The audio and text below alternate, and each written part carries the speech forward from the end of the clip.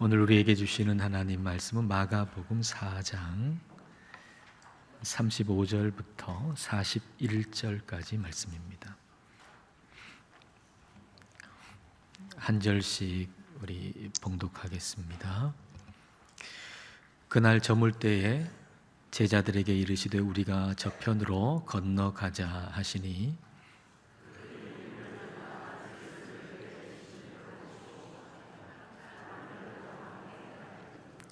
큰 광풍이 일어나며 물결이 배에 부딪혀 들어와 배에 가득하게 되었더라.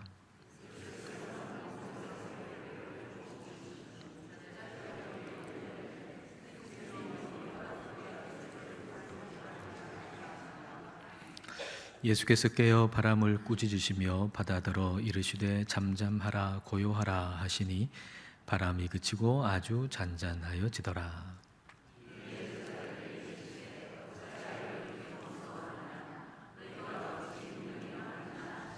함께 읽겠습니다. 그들이 심히 두려워하여 서로 말하되 그가 누구이기에 바람과 바다도 순종하는가 하였더라. 아멘. 사람에게는 인지적 구두쇠 경향이 있다고 합니다.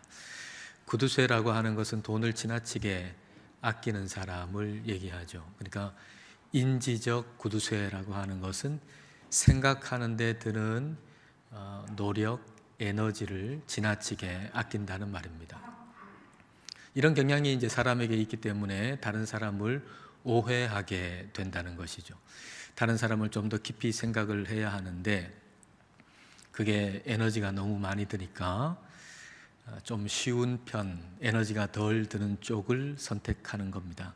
그래서 눈에 보이는 대로 또 느껴지는 대로 그 사람을 판단하는 것이죠. 그래서 그 사람은 전혀 그렇지 않은데 엉뚱하게 그 사람을 오해하는 일이 발생하는 것입니다. 하나님에 대해서도 마찬가지입니다. 영적 구두쇠인 거죠. 사람에게는, 우리에게는 영적 구두쇠 경향이 있는 겁니다. 어떤 일에 대해서, 하나님이 하신 일에 대해서 우리가 영적으로 생각하고 바라볼 수 있어야 하는데 거기에 드는 에너지를 지나치게 아끼는 것이죠. 우리가 성경을 읽고 하나님을 더 많이 생각하고 깊이 생각하고 묵상하고 기도하는데 더 노력하고 더 많은 시간을 들여야 하는데 그거 힘드니까, 그래서 좀 더 쉬운 편을 생각하는 겁니다. 그냥 상황만 보고 느껴지는 대로 하나님은 이렇다, 하나님은 저렇다 라고 판단해 버리는 거죠. 그러니까 하나님은 실제 그렇지 않음에도 불구하고 엉뚱하게 우리는 하나님을 오해하는 일이 생기는 것입니다. 오늘 이 예수님의 제자들도 예수님을 오해하는 일이 있었습니다. 오늘 본문 35절, 36절입니다. 그날 저물 때에 제자들에게 이르시되 우리가 저편으로 건너가자 하시니 그들이 무리를 떠나 예수를 배에 계신 그대로 모시고 가매 다른 배들도 함께 하더니, 갈릴리 바닷가에 사람들이 많이 모였잖아요. 그래서 예수님께서 그 사람들에게 하나님의 나라를 비유로 가르쳐 주셨습니다. 그리고 해가 저물 때에 제자들한테 저 건너편, 바다 건너편으로 가자라고 말씀을 하셨고, 예수님이 배 안에서 가르치셨기 때문에 그 배 안에 있는 그대로 예수님 모시고 저 바다 건너편으로 출발했다라는 것입니다. 자, 여기까지는 모든 게 순조롭고 모든 것이 좋습니다. 모든 것이 만족스러워 보입니다. 많은 사람이 모여왔잖아요. 제자들 입장에서 한번 생각해 보세요. 내가 예수님 따르는데 많은 사람들이 예수님께로 몰려왔어요. 참 뿌듯하죠. 왜냐하면 많은 사람이 몰려오면 내가 하는 일이 인정받는 것처럼 생각이 들잖아요. 그러니까 얼마나 기분이 좋겠습니까? 게다가 그 많은 사람들한테 하나님 나라의 비유를 가르쳐 주시고 그 다음에는 제자들을 따로 불러가지고 또 따로 가르쳐 주셨잖아요. 그러니까 특별한 대우를 받는 것 같죠. 그러니까 얼마나 또 마음이 좋겠습니까? 그리고 출발할 때 그 잔잔한 그 갈릴리 바닷가로 출발하게 되고, 그리고 떨어지는 그 석양도 너무너무 아름다운 거예요. 그러니까 저절로 그냥 입술에서 찬송이 흘러나올 정도로 그렇게 모든 것이 순탄하고 만족스러운 그런 모습이죠. 어쩌면 우리가 바라는 신앙생활은 이런 것일지도 모릅니다. 저와 여러분 모두가 바라는 신앙생활은 이런 것일지도 모릅니다. 그러나 제자들이 전혀 기대하지 않았던 일이 곧 발생합니다. 자, 37절 말씀을 보십시오. 큰 광풍이 일어나며 물결이 배에 부딪혀 들어와 배에 가득하게 되었더라. 큰 광풍이 갑자기 일어나기 시작합니다. 그러니까 아주 큰 바람이 불어닥치니까 이제 파도는 더 높이 일게 되고, 그리고 배는 요동치고, 그리고 배 안으로 물이 들어와 차기 시작합니다. 아니, 어떻게 이럴 수가 있을까요? 여러분, 이 풍랑은 제자들이 예수님 말씀에 불순종했기 때문에 일어난 게 아닙니다. 우리가 인생의 풍랑이 우리에게 몰아닥치면 우리는 뭔가 하나님께 불순종한 것이 있나 하는 생각을 하게 되죠. 그 불순종으로 일어나는 풍랑도 분명 있죠. 그런데 오늘 본문의 이 풍랑은 이 제자들이 예수님께 불순종해서 일어난 풍랑이 아닙니다. 예수님이 바다 저편으로 가자라고 말씀하셨고 그 말씀대로 그대로 순종해서 바다 건너편으로 가고 있는데 이 풍랑을 만난 것이죠. 제자들은 예수님을 떠난 것도 아닙니다. 예수님과 함께 한 배 같은 배를 지금 타고 있습니다. 그런데 어떻게 이런 일이 일어날 수가 있을까요? 우리는 신앙생활을 열심히 하는 어떤 사람이 인생의 어떤 큰 풍랑을 만나게 되면, 어떤 경제적인 풍랑이든지 어떤 질병의 풍랑이든지 어떤 인생의 큰 풍랑을 만나게 되면 저 사람 저렇게 열심히 신앙생활을 했는데 왜 저런 일을 당하나? 라고 하는 생각을 하게 됩니다. 또 우리 자신이 열심히 신앙생활하고 그리고 부지런히 봉사하다가 어떤 인생의 큰 풍랑을 만나게 됐는데 하나님은 전혀 돌봐주시지 않는 것 같고 하나님이 전혀 관심이 없는 것처럼 보이면 우리 마음은 하나님께 서운하고 또 화가 나기도 합니다. 38절 볼까요? 예수께서는 고물에서 배 뒤편을 일컫는 말이죠. 배 뒤편에서 베개를 베고 주무시더니 제자들이 깨우며 이르되 선생님이여 우리가 죽게 된 것을 돌보지 아니하시나이까 하니, 그렇게 거센 바람이 불고 배는 요동치고 배 안으로 물이 들어오고 있는데 예수님은 주무시고 계신 겁니다. 제자들이 그 모습을 볼 때 얼마나 서운했겠습니까? 얼마나 화가 났겠습니까? 제자들이 예수님 깨우면서 우리가 죽게 된 것을 돌보지 않으십니까? 라고 소리를 지르는 거죠. 아니, 지금 잠이 옵니까, 예수님? 지금 이 상황에서 잠이 오십니까? 우리 주님 저한테 관심이나 있습니까? 그런 얘기죠. 풍랑은 일고 예수님은 주무십니다. 예수님을 오해하고 예수님께 삐치기 딱 좋은 상황입니다. 이지선이라고 하는 분이 있잖아요. 대학생 때에 그 음주운전하는 차에 사고를 당해가지고 그리고 차에 불이 나서 전신 화상을 입은 분이죠. 지금도 얼굴에는 그 화상 입은 그 흔적이 고스란히 남아 있습니다. 얼굴에 좀 피부 트러블이 조금만 일어나도 우리가 얼마나 참 힘듭니까?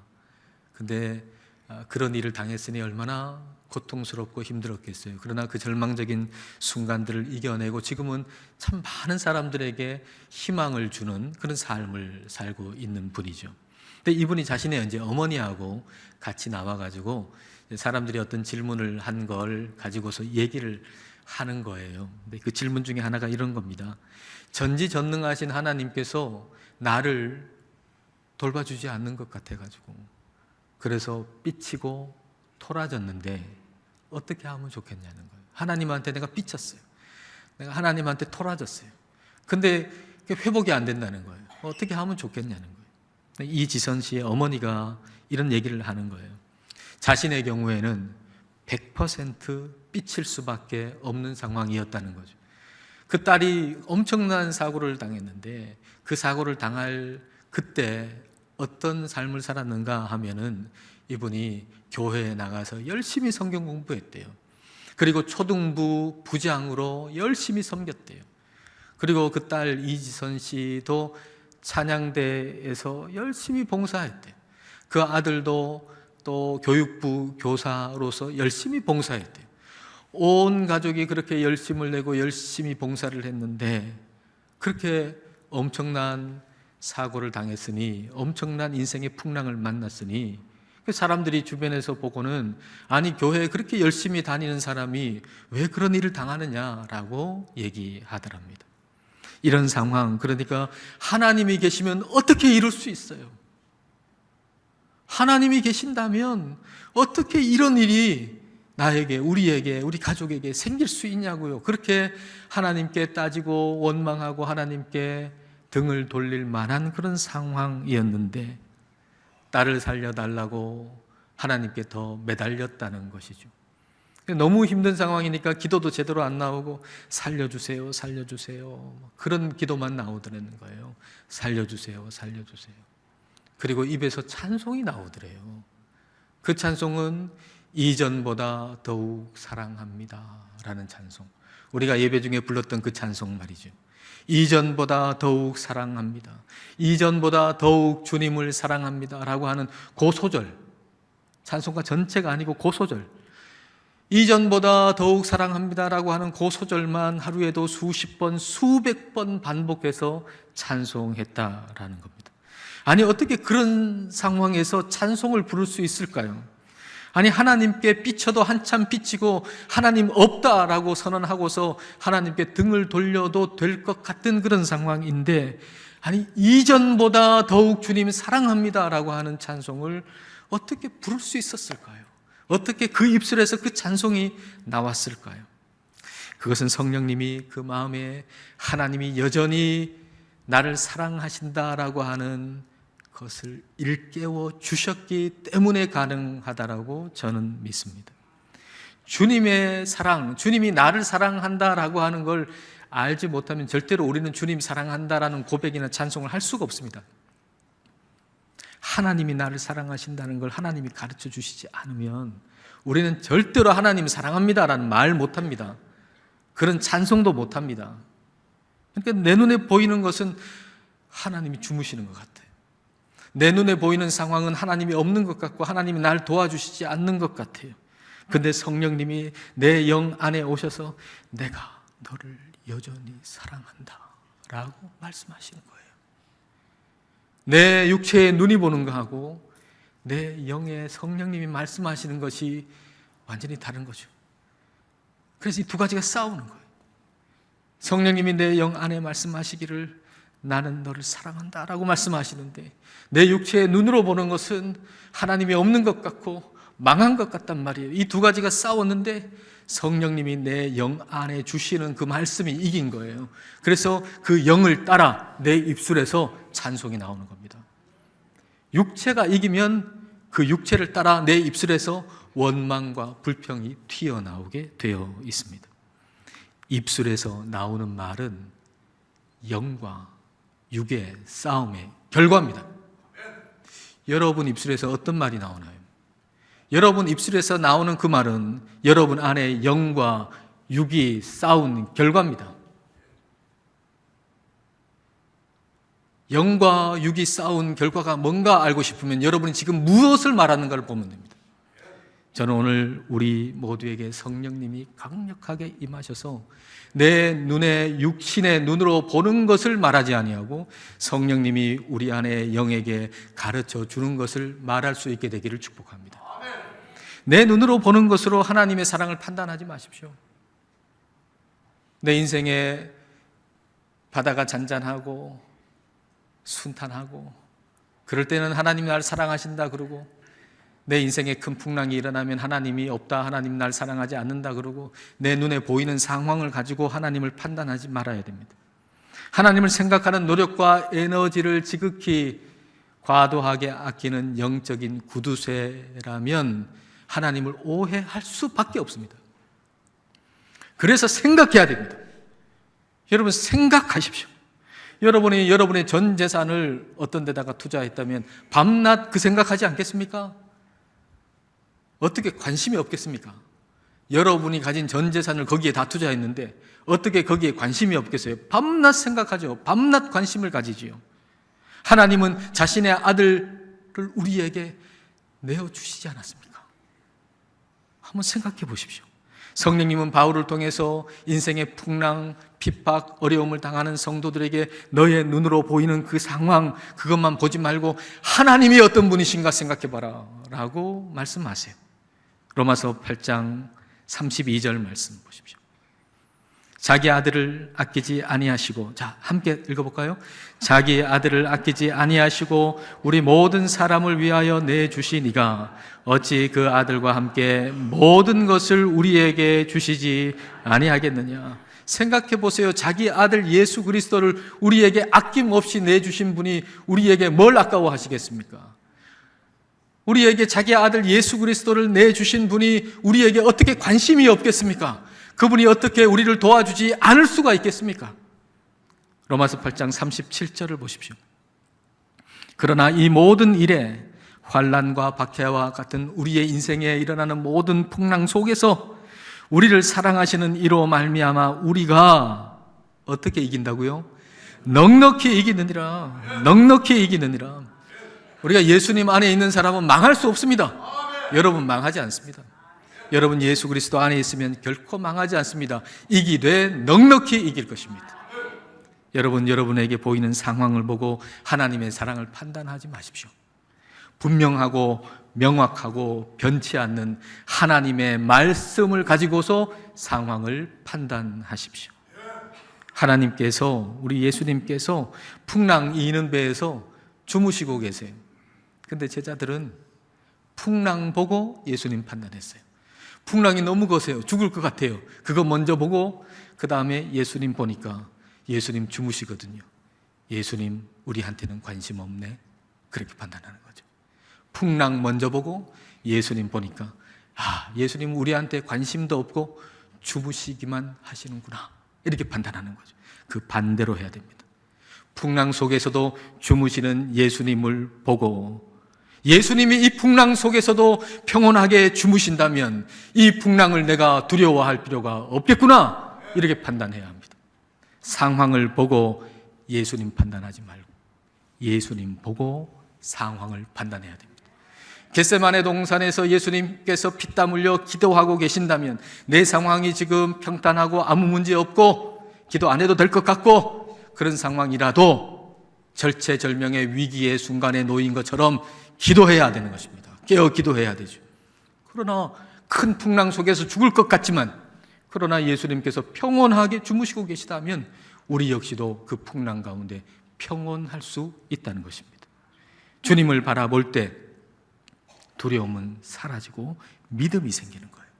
주님을 바라봐야 돼요. 먼저 주님을 바라볼 때 믿음이 생깁니다. 히브리서 12장 2절 말씀. 믿음의 주요 또 온전하게 하시는 이인 예수를 바라보자.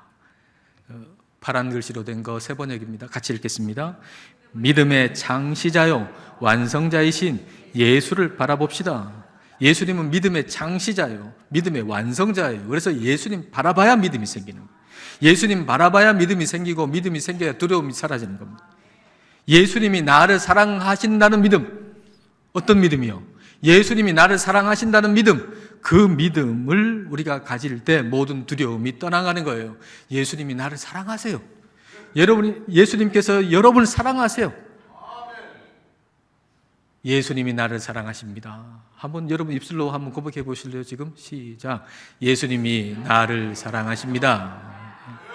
인생에 닥친 풍랑을 보고 예수님을 대하는 태도를 결정하지 마시고 예수님이 나를 사랑하신다라고 하는 믿음을 가지고서 인생에 닥치는 풍랑을 대하는 태도를 결정하십시오. 그럴 수 있어서 우리는 신앙인은 담대할 수 있는 거예요.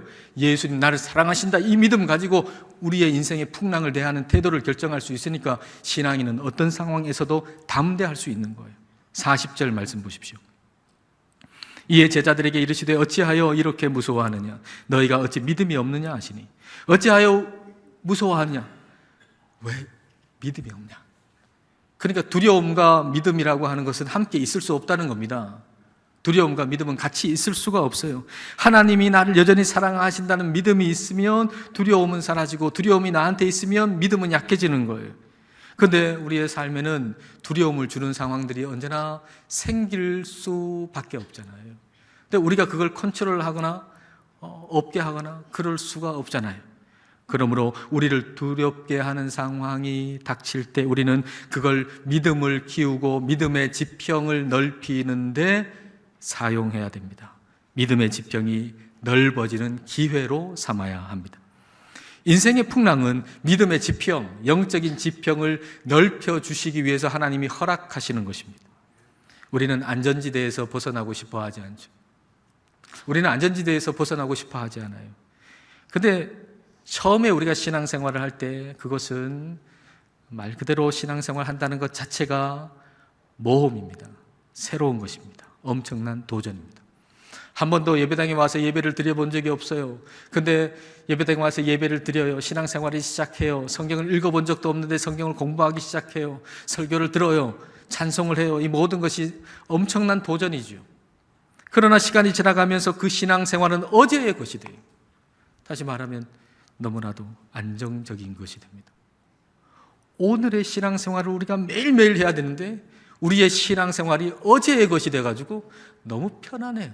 좋은 쪽의 편안함이 아니고 그냥 편안한 거예요.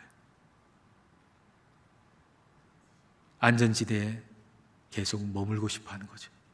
신앙생활이라고 하는 것은 무궁무진한데 더 깊이 나아가야 되는데 그냥 여기서 내가 알고 있는 신앙생활 여기서 그냥 멈추어 있고 싶은 거예요. 그러나 우리 주님은 저 건너편으로 가자라고 말씀하시죠. 여기 그냥 있고 싶은데 저 건너편으로 가자라고 말씀하시는 거예요. 그렇게 저 건너편으로 가다가 큰 풍랑을 만났어요. 그 큰 풍랑은 우리를 제대로 되지 않도록 나쁘게 만들려는 게 아니에요. 우리의 믿음의 지평, 영적인 지평을 넓혀주시기 위해서 그 풍랑이 있는 거예요. 영적 지평이 넓혀진다는 것은 하나님이 어떤 분이신가라고 하는 걸 명확히 아는 거예요. 그냥 아는 게 아니고 명확히 아는 거예요. 분명히 아는 거예요. 하나님 어떤 분이십니까? 우리 하나님은 우리가 만나는 모든 상황보다 더 크신 분입니다. 그러므로 하나님께서 여러분을 어떻게 인도하시든지 겁먹지 마십시오. 우리 하나님께 저편으로 가자. 저편으로 가다가 큰 풍랑 만나면 어떻게 하나? 걱정하지 마십시오. 두려워하지 마십시오. 우리 하나님은 우리가 만나는 어떤 상황보다도 더 크신 분입니다. 우리는 이 믿음 가져야 돼요. 하나님이 내가 만나는 어떤 상황보다 더 크시다는 믿음, 이 믿음을 우리는 가져야 됩니다. 39절과 41절. 자, 39절 다 같이 읽어보겠습니다. 예수께서 깨어 바람을 꾸짖으시며 바다더러 이르시되 잠잠하라 고요하라 하시니 바람이 그치고 아주 잔잔하여지더라. 41절도 같이 읽어볼까요? 그들이 심히 두려워하여 서로 말하되 그가 누구이기에 바람과 바다도 순종하는가 하였더라. 예수님께서 바다와 바람에게 잠잠하라 고요하라 그러니까 그 바람이 그치고 바다가 잔잔하게 됐습니다. 예수님은 풍랑보다 크신 분입니다. 죽을 것 같은 이 상황보다 크신 분이 우리 예수님이십니다. 우리가 예수님을 믿는다고 하면서도 어떤 상황에 너무 두려워한다면 그것은 그 상황을 예수님보다 더 크게 생각하기 때문입니다. 예수님보다, 우리 하나님보다 이 상황이 더 커. 그래서 난 죽을 거야. 그렇게 생각하는 겁니다. 그래서 우리에게 말씀해 주시는 예수님이 계신데, 고요하라, 잠잠하라 말씀해 주시는데, 그 예수님보다 내가 만난 이 상황을 더 크게 생각하니까 그 상황에 예수님의 말씀이 묻혀버리는 거예요, 나한테. 우리 주님의 말씀은 내가 만난 풍랑에 묻혀질 정도로 시시하고 힘없는 말씀이 아닙니다. 어떤 분이 콩쿨 대회에 대한 얘기를 하는 걸 들었어요. 예선에서 성악가들이 이제 막 대회를 여는데 예선 지나고 이제 단계가 점점 올라가게 되면 바뀌는 게 있는데 그것은 오케스트라가 선다는 거예요. 오케스트라가 다 서고 성악가가 노래를 부르는 거예요. 근데 오케스트라의 그 음악이 얼마나 우렁찹니까? 그러다 보니까 이 성악가의 노래 소리가 그 오케스트라의 음악에 묻혀버리는 거죠. 잘 들리질 않는다는 거예요. 그러나 탁월한 성악가인 경우에는 오케스트라가 그렇게 웅장하게 음악이 나옴에도 불구하고 그 음악을 뚫고 그 성악가의 노래 소리가 명확하게 들린다는 겁니다. 예수님의 말씀은 우리가 만난 상황에 묻히지 않습니다. 우리가 만난 모든 상황을 압도하시는 것이 그게 예수 그리스도의 말씀입니다. 주님께서 바람과 바다를 향해서 잠잠하라 고요하라 말씀하실 때 그 바다와 바람이 잠잠하고 고요해졌던 것처럼 우리 주님께서 우리에게 잠잠하라 고요하라 말씀하시면 그 음성을 우리가 들으면 우리의 마음도 역시 그렇게 될 것입니다. 주님이 말씀하시는 그대로 된다는 믿음, 이 믿음이 우리에게 있어야 됩니다. 주님이 우리에게 말씀하시면 그대로 된다는 믿음, 그래서 주님의 음성을 듣는 게 중요하잖아요. 주님의 음성을 들을 때 그 음성대로 반드시 된다는 믿음, 그걸 우리는 가져야 합니다. 그런데 의심이 찌든 때처럼 우리 마음에 눌러붙어 있는 거예요. 여러분 마음속에 지금 의심이 찌든 때처럼 눌러붙어 있는 거예요. 그래서 성경을 읽으면서도 말씀을 들으면서도 의심이 스멀스멀 올라오는 거예요. 하나님 말씀하시는데도 과연 그렇게 되나 하고 의심이 자꾸만 올라오는 거예요. 주님은 깨끗한 그릇을 원하시잖아요. 그런데 우리의 그릇은 찌든 때, 의심이라고 하는 찌든 때가 묻어 있어요. 어떻게 사용합니까? 어떻게 사용해요? 우리의 힘으로 한번 씻어보려고 노력을 해보지만 우리의 힘으로 안 됩니다. 사람의 힘으로도 안 되고 사람의 능력으로도 안 되고 오직 여호와의 영, 하나님의 영, 성령으로만 되는 것입니다. 저는 오늘 성령님께서 우리 안에 역사하셔서 우리 안에 있는 의심이라고 하는 찌든 때가 다 씻겨나가기를 축복합니다. 잠잠하라 고요하라 바람과 바다에게 말씀하셨을 때 그대로 된 것처럼 우리 주님께서 우리에게 무엇을 말씀하시든지 그대로 될 것입니다. 하나님을 믿으십시오. 하나님이 나를 사랑하신다는 걸 믿으십시오. 어떤 상황보다 하나님이 더 크시다는 것을 믿으십시오. 인생의 모든 상황을 통해서 이 믿음을 키워 나가십시오. 믿음의 지평, 영적인 지평이 넓어지시기를 주님의 이름으로 축복합니다. 기도하시겠습니다. 이 시간 우리 기도하실 때 믿음의 지평이 넓어지기를 기도합시다. 어떤 상황에서도 하나님이 나를 사랑하신다는 믿음, 그 어떤 큰 풍랑보다 하나님이 크시다는 믿음으로 살기를 이 시간 우리 함께 기도하시겠습니다.